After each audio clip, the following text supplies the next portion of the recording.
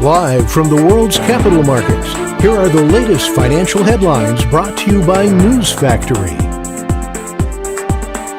Hello and welcome to Wednesday's financial news. Stay with us for more market headlines. The dollar-yen pair traded sideways in the last session. The MACD is giving a positive signal. The Bitcoin fell 0.6% against the dollar in the last trading session. The ROC's positive signal is in line with the overall technical analysis. The gold dropped 0.4% against the dollar in the last session. According to the stochastic RSI, we are in an oversold market. The oil-dollar pair exploded 1.5% in the last session. The CCI is giving a positive signal. Coming up, the choices from our chief analyst for today.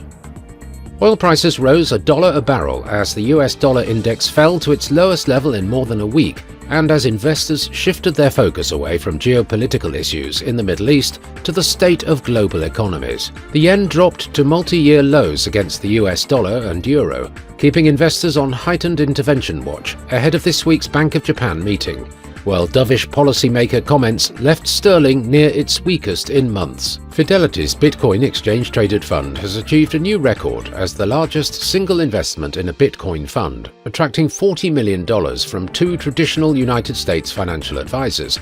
Legacy Wealth Management and United Capital Management of Kansas each invested $20 million.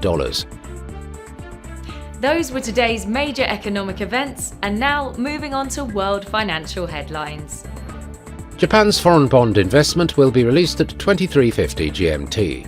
The US durable goods orders at 12:30 GMT.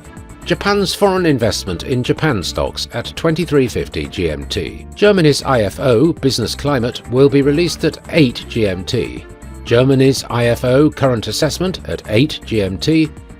Australia's consumer price index at 1:30 GMT. We hope that you've enjoyed Wednesday's Market Outlook.